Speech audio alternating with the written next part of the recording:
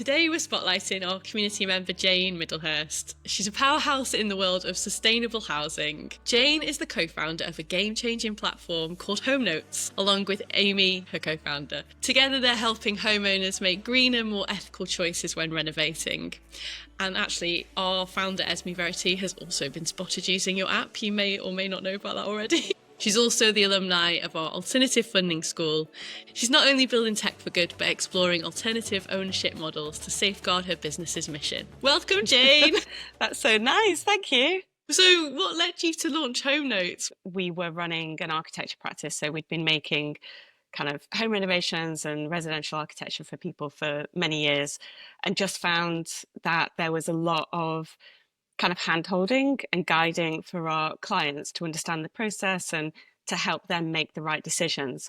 And it felt like we could only do, handful of projects a year. So we were really repeating this process again and again. So we thought, well, wouldn't it be better if we could make a process so that people can learn themselves about how to make decisions on their projects and how to kind of do a home renovation, either with professionals or without. And so that's where Home Notes came from, really. On a more kind of personal note, I guess myself and my co-founder Amy, we'd been running a practice, and then we both ended up taking maternity leave at exactly the same time. And so we had to shut everything down and shut the practice down. And it was really just a moment of taking a step back and having to think about what we wanted to achieve and what was, the idea that you look at your profession and you think, what's the one thing that we can do to help move things on or make things better? And so we set up Home Notes, more like focusing on helping lots of people through an online platform as a way to help and guide them through their processes of renovation, really. Yeah, we've been through it ourselves, so I know firsthand the frustration that we can go through. One trip to IKEA and I'm like, let's just not bother.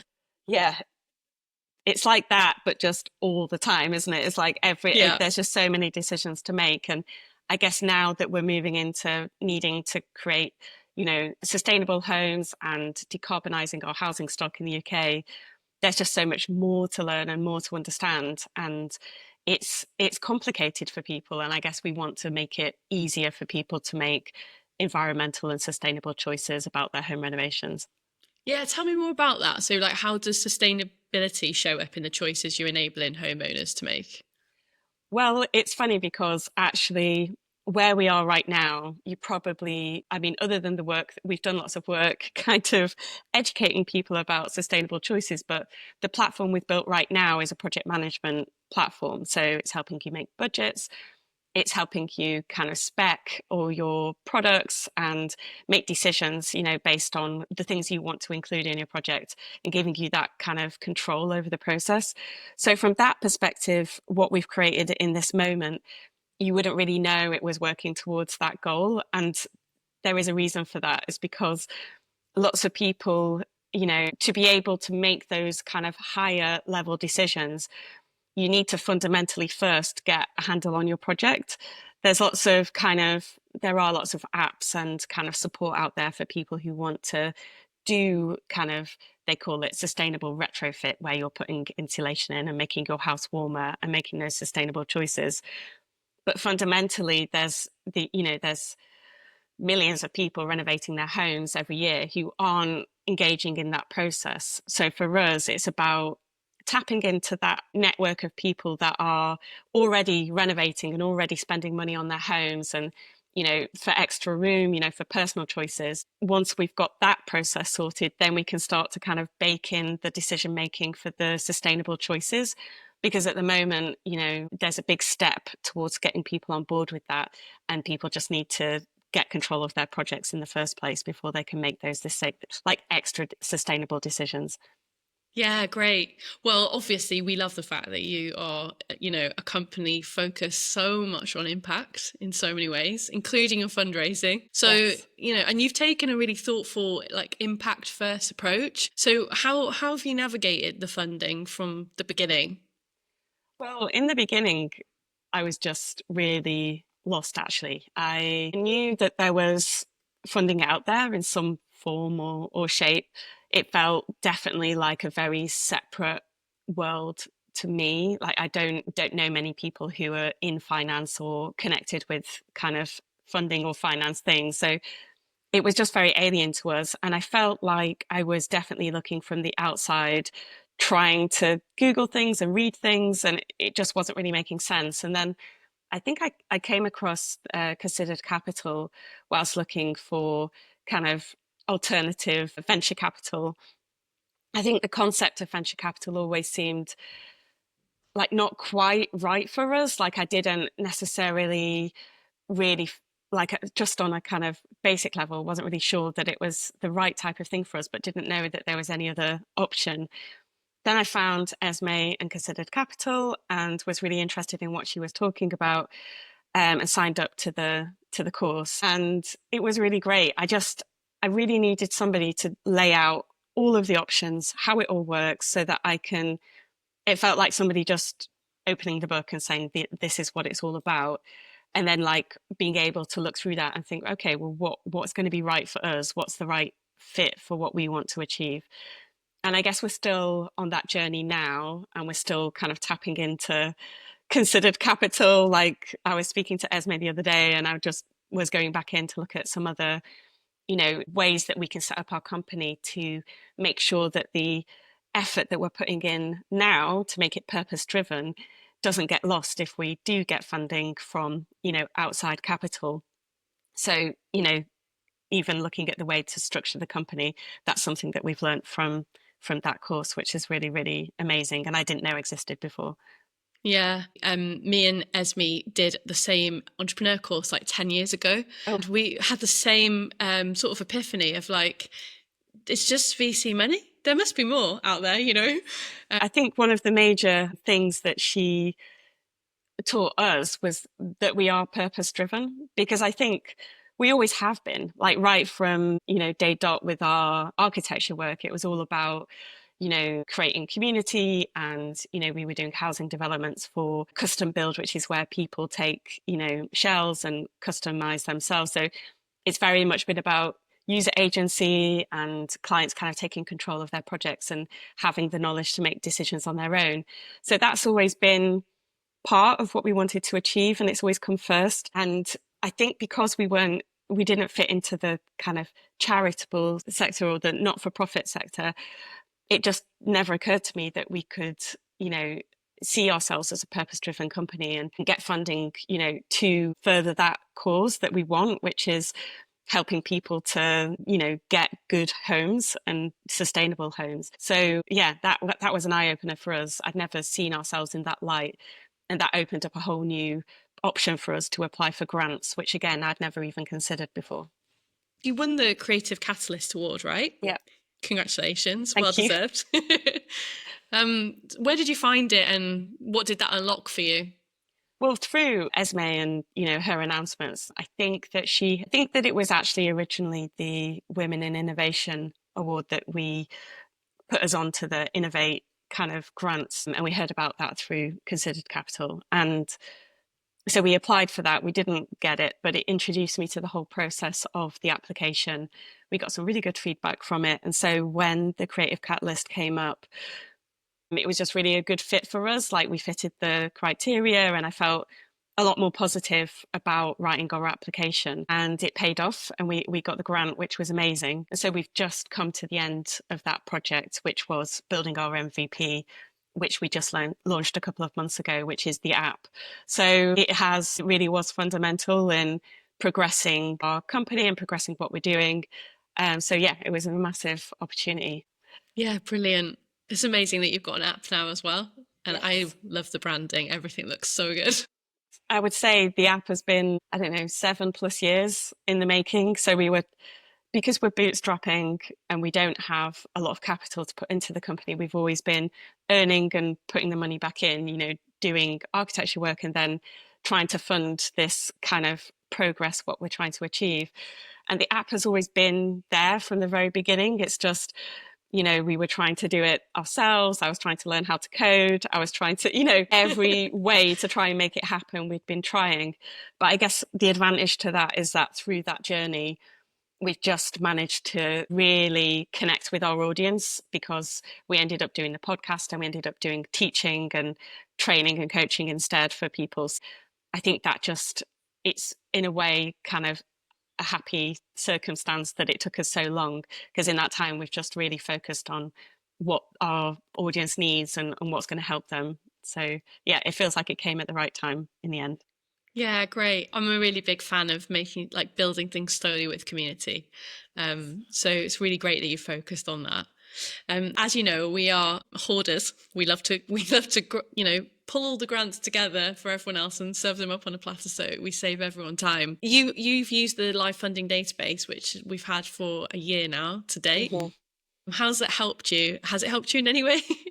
Yeah, it really has. I think that obviously the thing with funding is that you get your first bit of funding and immediately you need more because, the journey doesn't stop. It just keeps progressing. Yeah, we've been on the database looking for new opportunities, and I just check in on it, every few weeks just to see what new things have been added because it's interesting. We haven't, I know that there are databases in other places that are kind of, I don't know, the big databases that you have to have a subscription, like a professional subscription to and stuff. And it always just felt like it wasn't really tailored for us and what we needed. Whereas your database is aimed at small startups looking for the right type of purpose-led opportunities. So it's just perfect for us. And yeah, I just like to keep up to date with it. We've used it several times to kind of look at different funding opportunities that we just wouldn't have the time to look for otherwise.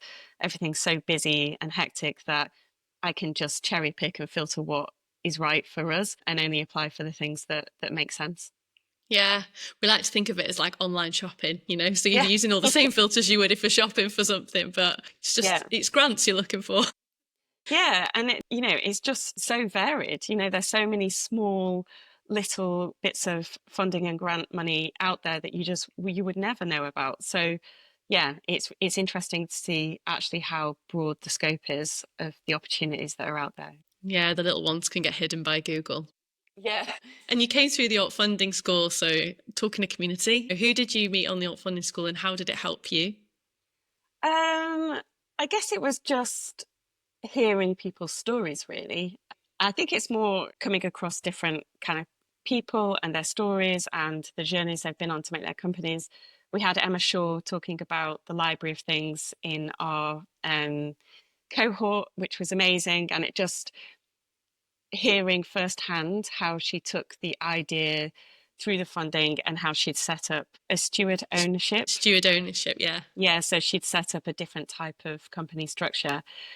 That was really inspiring, and that just led me to kind of go down a rabbit hole of searching how can we set up our company in a different way, and how can we take the steps, like what are the small steps you need to take to jump from one thing to the next. Because I think there's this feeling that, I guess I always had this feeling that with the kind of venture capital or some kind of accelerator would kind of spot us and we'd be zoomed off into kind of, some kind of funding oblivion where we'd get all the support we need and they'd help us.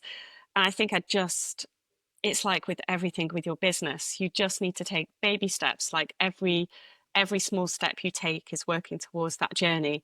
And to hear somebody talk about their journey was just really enlightening and helpful. And it just made me see that we can do the same thing. We just need to, it's just hard work, isn't it? You just need to research what you want to achieve and just keep on working towards it. And that's the only way really to get there. Yeah, it just normalizes it so much when you hear other people telling you, oh, this other way, and you're going in the right direction. Well, Sometimes you don't even otherwise, know you it. only see people that have already got there. And that just seems really odd, like, oh, they must have been super special somehow, or how did that happen for them? Or Overnight success. exactly. There is no such thing as overnight success. It's just, it doesn't happen like that. Whenever you talk to somebody that feels like they've just popped up on your radar, there's all those steps behind them that they've taken. Yeah, that was really reassuring and just made it seem possible. So that was Yeah. really, really great. Well, talking of next steps, like what is next for you? What are you exploring? Is it ownership models yourself or app developments or something we wouldn't expect? Yeah, so we've just launched the app now. So we've been, running around doing all the user testing, really trying to make sure that everything's working properly. And already we're ready for our next kind of sprint to take it on further. So it's a combination of doing more development work, user feedback, looking at grant funding, looking at our ownership structure. So we're really interested in, the steward ownership model. So it's doing all of the things as it All of the always is things. at Yeah. once. But it definitely feels, so nice to have, a great product, a great MVP now that we can, be tweaking and progressing. And I think just having that connection with our community, and everyone's been so amazing at feeding back to us and testing things out and telling us how to improve things. So it just feels like we have got a really clear path forward now of how to make it really help people. So yeah, it feels exciting, and we're just pedaling as hard as we can It is behind the exciting. scenes to Yeah, keep I'm all sure you the are. plates spinning and getting it all to work at the same time. What's your secret to staying motivated during those funding challenges? Yeah, I think it's just, I was thinking about this when we didn't get the Women in Innovation grant, that just felt like, oh, of course we didn't get that. Of course, you can kind of feel like, of course we're never going to get funding. That doesn't, it's not applicable for us or something. But obviously getting the other grant, you're suddenly on the other side of it, where it changes how you see yourselves and your company. And it is really good to get that external validation. But since then, we've applied for more grants and not got those grants. So I think it's every time we've applied for something, it has pushed our thinking on, it's pushed our business model on, because it causes you to really take a really deep look into what you're proposing, how beneficial it's going to be. Like, you're really trying to sell yourself in that moment and really make it crystal clear like what the outcomes are going to be. So I think I would just say, like, for every grant that you're applying for, see it as a business development opportunity. And if you're reading the grant and it's not going to develop your business by applying, by answering all those questions, it's not pushing you in the direction you want to go in, then it's probably not the right grant for you. Since then I've kind of seen other grants and thought, well, we could kind of fit that. But I think, do I want to spend my time, preparing and thinking along this other slightly different path? If it isn't pushing you in the direction you want to go, then it's probably not worth your time. And if you kind of view it as that business development, then you've not lost anything at the end of it. I think I'm so happy. The last one we did and we didn't get, I'm so happy we did it, because we now have all this kind of thinking and, research that we did for that proposal that we can use for other things. So I think, yeah, just use it to your advantage, so that if you don't get it, that's okay too. And don't measure your worth on whether you get it or not. When you're on the outside, it feels like people are making a judgment on whether your business is a viable thing or not, when actually you know that for yourself. You just need to have the confidence to keep knocking on the doors. Oh, I love a good reframe. Such good reframing. Well, thank you so much for sharing all of your wisdom from your journey so far, and really looking forward to seeing what you do next. I will definitely come knocking when we're doing our next renovation. Oh, thank you. And we're always, whenever we get the opportunity, we're always telling people about considered capital and the database. Thanks. If you're on the outside looking in, you just want that person who's gonna kind of hold your hand and be like, you know what, you can do it. Like that's all it takes, is for somebody to tell you that actually you already know, that you can do it yourself. You just need somebody to tell you how. So it's just such a great thing that you're doing. So thank you. Thanks for listening to our chat today. If you're not already part of our global network of founders, then make sure to sign up for our free newsletter for tips on building impactful businesses while feeling good about your fundraising journey along the way.